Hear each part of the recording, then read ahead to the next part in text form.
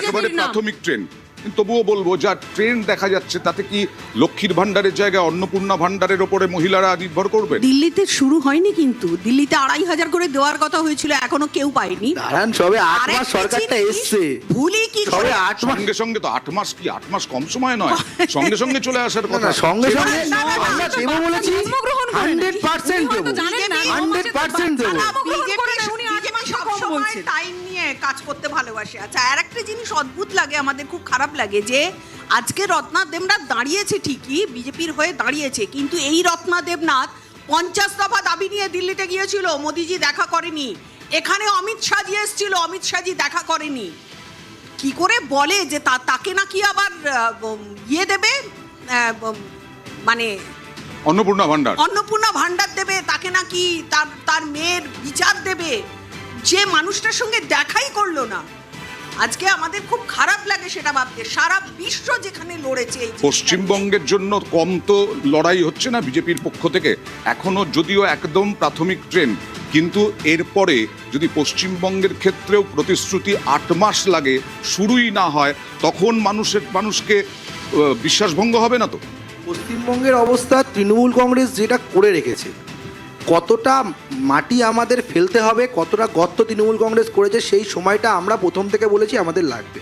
আমরা যেদিনকে আসবো সেদিনকে এসেই যে আমরা সব কিছু প্রতিশ্রুতি ফুলফিল করতে পারবো, এটা কোনো গভর্নমেন্ট করতে পারে না। মিথ্যে কথা। লক্ষ্মীর ভান্ডার 2021-এ ক্ষমতায় আসার পরেই শুরু করে দিয়েছিলেন মমতা বন্দ্যোপাধ্যায়। হ্যাঁ, না, ভোটের আগে দিয়েছিলেন। 21-এর আগে প্রতিশ্রুতি দিয়েছিলেন। হ্যাঁ, মানে ভোটের আগে প্রতিশ্রুতি দিয়েছিলেন। না, টাকাটা 21-এ ভোটের আগেই দিয়েছিলেন। টাকাটা 2016 হয়েছে, 2016 সেভেন্থ পে কমিশন নিয়ে আসবে। হ্যাঁ, আমরা তো বলেছি। ফলে এগুলো, এই যে প্রাথমিক ট্রেন রাস্তায় বিজেপি হচ্ছে কি ব্যাক ফুটে যাচ্ছে, এটা কেন? কোথায় এখন ফুটে যাচ্ছি না, আমরা বারবার বলেছি 45 দিনের মধ্যে আমরা শুরু করব। আমরা যেদিন ক্ষমতা তার পরের দিন শুরু করা যায় না, শুরু করা যায় না, আপনাদের সেটা বুঝতে হবে। 45 দিনের মধ্যে আমরা শুরু করব। আমরা বারবার বলেছি যে 45 দিনের মধ্যে আমরা 7 পে কমিশন আনবো এবং যে প্রতিশ্রুতিগুলো রেখেছি সেগুলো ফুলফিল করবো। আরে যেদিন ক্ষমতা তার পরের দিন করা যায় না। আপনারা ঠিকঠাক কথা বলুন, হাওয়াই কথা বলবেন না। বিজেপির যিনি প্রতিনিধি রয়েছে, ওনাকে শুধু আমার একটা প্রশ্ন আছে, যেই অ্যাকাউন্টে আপনাদের দেওয়া ওই 15 লক্ষ টাকা ঢুকেছিল, সেই অ্যাকাউন্টে কি অন্নপূর্ণা ভান্ডারের টাকাটা ঢুকবে? 15 লক্ষ টাকা নিয়ে আপনারা যে কুচ্চা মানুষের মধ্যে রটিয়েছেন, এই কুচ্চা বাংলার মানুষ আর শুনবে না। আমরা বলেছিলাম 15 লক্ষ টাকার মতো উন্নয়ন, আরে উন্নয়ন তো হয়েছে। রাস্তাগুলো দেখুন, কংগ্রেসের সময় ন্যাশনাল হাইওয়েতে এক হাত গর্ত থাকতো, এখন সেই গর্ত মুছিয়ে দিয়েছে বিজেপি সরকার। কোনো গর্ত নেই। এয়ারপোর্ট গুলো দেখে আসুন, ট্রেন লাইন গুলো দেখে আসুন। আবার বলছি মতুয়া ভোট একটা বড় ফ্যাক্টর ছিল এই নির্বাচনে। মতুয়া ভোট বিজেপির কাছেও গিয়েছিল এর আগে। এবার মতুয়া ভোট কি ফ্যাক্টর হলো না? তৃণমূলের পক্ষে কি গেল না বলা যায় এখনো পর্যন্ত? এখনো অব্দি উত্তর 24 পরগনার যে ট্রেন্ড আমরা দেখছি, তাতে কিন্তু আমি জানি না সিট ওয়াইজ কিরকম, তবে মতুয়া ভোটের একটা অংশ বিজেপির সঙ্গে প্রথম থেকেই ছিল, এখনো আছে। একটা অংশ তৃণমূলের সঙ্গে ছিল। এবারে তৃণমূল মতুয়া ভোটের ওপরে নির্ভর করে এই নির্বাচনে যায়নি। তৃণমূল কংগ্রেস গেছিল এসআইআর ভিত্তিক মানুষের যে আতঙ্ক, এসআইআর এর জন্য মানুষের যে হয়রানি, সেই নিয়ে তৃণমূল কংগ্রেস ভোটে গেছিল। এবং আমার মনে হয় যেভাবে ভোট পার্সেন্টেজ হয়েছে সেটা যথেষ্ট মানে ঠিক এই রাজনৈতিক কৌশল, তার কারণ মানুষ আতঙ্কগ্রস্ত হয়েই ভোট দিয়েছে। কিন্তু তার সাথে এটাও মনে রাখতে হবে যে মানুষের কাছে হয়তো এটাও মনে হয়েছে যে বিজেপির কয়েকটা ক্ষেত্রে যে কথাগুলো বলেছে, 3,000 টাকা, তারপরে হচ্ছে গিয়ে 7th পে কমিশন, তারপরে হচ্ছে গিয়ে চাকরি দেওয়া, তারপরে হচ্ছে মহিলাদের বাসে ফ্রিতে ঘোরানো, ফ্রি করে দেওয়া সরকারি বাসে, এই জায়গাগুলো কোথাও গিয়ে আমার মনে হয়েছে কিছু সাধারণ মানুষ ভেবেছে যে সেটা হয়তো অনেক তাড়াতাড়ি তারা পেয়ে যাবে। কিন্তু এইখানেই হচ্ছে গিয়ে বিজেপির কাছে একটা চ্যালেঞ্জ, যেটা হচ্ছে 15 বছর মমতা বন্দ্যোপাধ্যায় যে কাজগুলো করেছেন, যে প্রতিশ্রুতি পূরণ করেছেন, সেটা বিজেপি আদৌ এখানে করতে পারবে কিনা, যদি এই ট্রেন্ড শেষ অবধি বজায় থাকে। আবারও বলছি যে এই ট্রেন্ড কিন্তু একটা জিনিস বোঝাচ্ছে যে এসআইআর এর ক্ষেত্রেও মানুষ বিরক্ত। তার কারণ আমি আবারও বলছি, ক্লোজ কন্টেস্ট না হলে হয় না। এই ক্লোজ কন্টেস্ট হয়েছে, তার কারণ সুইপ কারো প্রতি যায়নি। তাহলে যদি মানুষ শুধু অ্যান্টি ইনকামবেন্সিতে ভোট করতো, তাহলে বিজেপির দিকে সব ভোট হতো। যদি মানুষ এসআইআর এর আতঙ্কে হতো তৃণমূল, ফলে মানুষ একটা মিলিয়ে মিশিয়ে চিন্তা করে ভোট দিচ্ছে। এবং আমি আবারও বলছি যে প্রত্যেকটা কেন্দ্রে বাম কংগ্রেস কত ভোট পেয়েছে সেটাই কিন্তু আসল এই যে ক্লোজ কন্টেস্টের কারণ। ক্লোজ কন্টেস্ট হচ্ছে কৌস্তব। এখনো পর্যন্ত আমাদের কাছে দুটো লেফট এগিয়ে রয়েছে দু জায়গায় এখনো পর্যন্ত খবর। হ্যাঁ, এখন তো ভোট গণনা শুরুই হয়ে গেছে, প্রায় পুরো দমে চলছে, 10:40 বাজে। তোর কোনো খবর আছে? তোমরা কি না, আশা আলাদা করছো? করে কোনো খবর নেই, আমার কাছে ইনফরমেশন আছে 3টে কেন্দ্রে আমরা যেটা বলেছিলে আগে, left আগে যা বলেছিলাম। হরিহরপাড়া, ডোমকল আর জলঙ্গি। চলো। এই ট্রেন্ড দেখে কি মনে হচ্ছে? এখন অনেক এখন অনেক রাউন্ড বাকি আছে, বিভিন্ন জনজাতির এলাকা আছে, এসসি ভোটের ব্যাপার আছে, সংখ্যালঘু ভোটের ব্যাপার আছে। এই আলোচনা করছিলাম, সংখ্যালঘু vote, Matua vote, SC vote, Rajbanshi vote, তার মধ্যেও এই সব নিয়ে একদমই তাই, অনেকটা এখনো দেখতে হবে। তবে যেদিকে ট্রেন্ড যাচ্ছে সেদিকে কিন্তু তৃণমূল বিজেপি হাড্ডাহাড্ডি জায়গায় আছে এখনো পর্যন্ত, যা ট্রেন্ড দেখে মনে হচ্ছে। কিন্তু এখানে যে তোমরা যা ফিগার টিগার দেখাচ্ছ, ইসিআই এর ওয়েবসাইটে কিন্তু এখনো পর্যন্ত অন্য রাজ্য যেভাবে দেখাচ্ছে সেটা দেখাচ্ছে না। তাহলে এখনো পর্যন্ত যা ট্রেন্ড, তাতে কোন কোন ফ্যাক্টর কাজ করলো বলে মনে হয়? এক্ষুনি সেটা টু আর্লি বলা হবে। এসআইআর এর একটা ফ্যাক্টর আছে, মানুষ তো ডি ভোটার হয়ে যাবার ভয় বাইরে থেকে এসে ভোট দিয়েছে, পরিযায়ী শ্রমিকদের ভোটের ব্যাপার আছে। তৃণমূল কংগ্রেস এখনও তৃণমূল কংগ্রেসের যে বেস, সেখানে হাওড়া আমি দেখছি, যা দক্ষিণ 24 পরগনা যা দেখছি, তাতে তো সেই বেস ধরে রেখেছে। কলকাতাও অনেক সিটে তৃণমূল কংগ্রেস এগিয়ে আছে। কিন্তু আমি বলছি যে এটা টু আর্লি। এখন কত 2 রাউন্ড 3 রাউন্ড গোনা হয়েছে, 25 রাউন্ড 26 রাউন্ড গোনা হবে।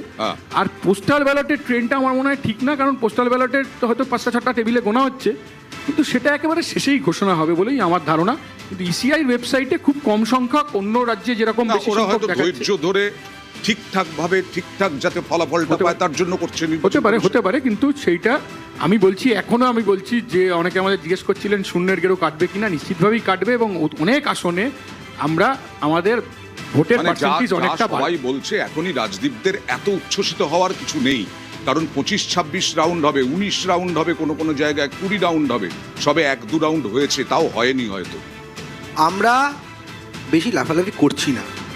কৌস্তবদা যেটা বললেন যে পরিযায়ী শ্রমিকের ভোট, এসআইআর জন্য তারা কিভাবে ভোট দিয়েছে, আমি মনে করছি আমি মনে করছি এসআইআর নিয়ে পরিযায়ী শ্রমিক ভোট দেয়নি। পরিযায়ী শ্রমিকরা ভোট দিয়েছে বাংলায় থাকার জন্য, মা বাবার সাথে সময় কাটানোর জন্য, যাতে বাংলায় চাকরি থাকে, সেই আশা করে পরিযায়ী শ্রমিকরা ভোট দিয়েছে। এবং এই আশা করে যদি ভোট দিয়ে থাকে, তাহলে কার পক্ষে ভোট দেবে বাংলার মানুষ জানে, আপনারাও জানেন। অনেকদা পরিযায়ী শ্রমিকের ভোট অবশ্যই পড়েছে। এই কারণেই কর্মসংস্থানের কথা বারবার বলে এসেছেন অমিত শাহ, নরেন্দ্র মোদী। তৃণমূল কর্মসংস্থান করতে পারেনি, শুধুমাত্র সিন্ডিকেট চালিয়েছে, এইভাবেই অভিযোগ করে এসেছে। ওরা প্রতিশ্রুতি দিচ্ছে, বাংলার মানুষ কি মেনে নিচ্ছে সেটা মনে হচ্ছে? দেখুন, আমি প্রথম প্রশ্নটা এটাই করলাম যে 1 বছরে 2 কোটি চাকরি, যেই কথাটা ওনাদের নেতারা বলেছিলেন, সেই 2 কোটি চাকরি যদি হয়ে যেত তাহলে এই প্রশ্নটা আজকের দিনে আসতো না। এবং যখন ওনারা কর্মসংস্থানের প্রশ্ন তুলছেন, আমি আপনাদের সকলকে একটু মনে করিয়ে দিতে চাই, ঠিক কদিন আগের ঘটনা আমরা দেখেছি যে বিদেশ থেকে কিভাবে আমাদের বাংলার, ক্ষমা করবেন, আমাদের ভারতবর্ষের নাগরিকদেরকে হাতে শিকল পরিয়ে তার পরবর্তীতে আমাদের ভারতবর্ষে পাঠানো হয়েছে। সেই জিনিসটা কি আমাদের ভারতবর্ষের ছাতিটা আরেকটু চওড়া করেছিল? এই প্রশ্নটা কিন্তু আমাদের বিজেপির প্রতিনিধিদের কাছে থাকলো।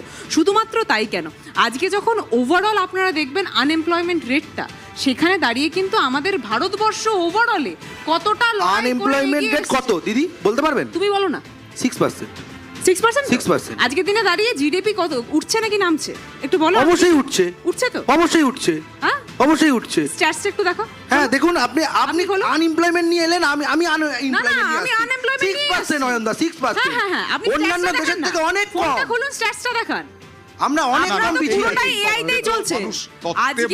আজকের দিনে দাঁড়িয়ে বিজেপি তো পুরোটা এআইতেই চলছে। বলে না চাকরি চাই, চাকরি তো পেয়েছে। আজকে যখন বিজেপির প্রতিনিধিরা এই কথা বলছেন যে 1 বছরের মধ্যে 2 কোটির মধ্যে 2 চাকরি দিয়েছে, আমরা ক্ষমতায় আসলে আমরা তো বলছি আমরা ঘুষ না নিয়ে চাকরি দেব, আমরা বাংলায় ঘুষ না নিয়ে চাকরি দেব। দিল্লিতে কি করেছেন? ছেলে যোগ্যতার ভিত্তিতে চাকরি পাবে। আজকের দিনে দাঁড়িয়ে উত্তরপ্রদেশ থেকে মাথা উঁচু করে বাঁচবে। কোন যোগ্য শিক্ষককে মাথা নিচু করে স্কুল নাগরিকের উপর অত্যাচার করা হয়েছে, তাদের জন্য বিজেপির কোন প্রতিনিধি কণ্ঠ ছেড়ে কথা বলেছে? 2 কোটি কর্মসংস্থানের কথা বলে বারবার কংগ্রেস, তৃণমূল, সিপিআইএম আক্রমণ করে বিজেপিকে। 2 কোটি কর্মসংস্থানের প্রতিশ্রুতি দিয়ে যদি না হয়, তাহলে পশ্চিমবঙ্গে কিভাবে কর্মসংস্থান হবে, চাকরি দেবে? না, সেটা তো আমি বললাম যে প্রতিশ্রুতিগুলো কতটা কি পালন করবে সেটা, কিন্তু আরেকটা যেটা আপনি আলোচনা করছিলেন পরিযায়ী শ্রমিকদের নিয়ে, পরিযায়ী শ্রমিক তো 2021-এর নির্বাচনের সময় পরিযায়ী শ্রমিক বাইরে ছিল, হ্যাঁ, পরিযায়ী শ্রমিক তার আগের নির্বাচনেও বাইরে ছিল, হ্যাঁ। কিন্তু হঠাৎ করে গত 1.5 বছর আগে আমরা কেন দেখবো যে পরিযায়ী শ্রমিকদের বাংলায় কথা বলতে হলে মার খাচ্ছে বিভিন্ন রাজ্যে? হ্যাঁ। এই যে পরিযায়ী অভিযোগ উঠেছে। শ্রমিকদের ওপরে আতঙ্ক, পরিযায়ী শ্রমিকরা যেখানে থাকছে সেখানে তাদের কি আতঙ্কের পরিবেশে থাকতে হচ্ছে যে পশ্চিমবঙ্গে আপনারা যখন ফিরে যাচ্ছেন, যে ভোটদান হবে তারপরে যদি সরকার বদল না হয়, তাহলে যেখানে সে কাজ করতো সেই কাজটা তার থাকবে কি? সেই ভীতির পরিস্থিতিটাও কিন্তু আমাকে ভাবতে হবে। একদিকে যেমন ভাবতে হবে যে পরিযায়ী শ্রমিক এখানে থাকার জন্য ভোট দিয়েছে, উল্টোটাও ভাবতে হবে যে ওখানে গিয়ে কাজ থাকবে কিনা, যদি এখানে সরকার পরিবর্তন না হয় সেই জন্য ভোট দিয়েছে কিনা। ফলে দুটো ফ্যাক্টর, এটা কিন্তু একদম সিঙ্গেল আউট। আমি কি বলতে পারি যে সব পরিযায়ী শ্রমিকরা কেন বাইরে যায়? বাইরে যায় এখানে কাজ নেই বলে নয়, ওখানে টাকা বেশি, যে কাজ ওখানে টাকা বেশি। সেই ডেলি ওয়েজের টাকা হঠাৎ করে কালকে এসে বিজেপি কি এখানে বাড়িয়ে দিতে পারে? কারণ এখানের যে রাজকোষ, এখানে যে স্টেট ফিনান্স, সেই ফিনান্সের অবস্থা অনুযায়ী একটা সরকারকে চালাতে হবে। সেই সরকার কখনোই হঠাৎ করে কালকে এসে পরশুদিন সব কিছু করতে পারে না। ফলে এই যে প্রতিশ্রুতি, তৃণমূল কংগ্রেস যা দেবে আমি ডবল দেব, তৃণমূল কংগ্রেস যা করেনি আমি করে দেব, এই প্রতিশ্রুতিগুলো দেওয়াটা একরকম আর পালন করাটা আমি আরেক। কৌস্তবের কাছে যাবো যে পরিযায়ী শ্রমিক তারা ট্রেনে করে করে এলেন, শুধুমাত্র ভোট দিতে এলেন, আর এর মধ্যে মুর্শিদাবাদ, মালদা প্রচুর সংখ্যালঘু পরিযায়ী মানুষ আছেন। ভোটটা কোথায় যেতে পারে? এটা এক্ষুনি বলা যায় না। তো ঠিকই তো, একটা হচ্ছে আমাদের রাজ্যে কাজ নেই, এটা তো বাস্তব, এটা তো অবাস্তব নয়। আর কাজ নেই শুধু নয়, যে কেরালায় আমি যে ওয়েজ পাচ্ছি, এমনকি অন্যান্য রাজ্যে আমি যে ওয়েজ পাচ্ছি, তার ধারে কাছে আমি হচ্ছে পশ্চিমবাংলায় পাচ্ছি না। পশ্চিমবাংলায় কৃষি সেন্টারগুলোর অবস্থা খারাপ, সমবায় ব্যাংকগুলোর অবস্থা খারাপ, পশ্চিমবাংলায় মাইক্রো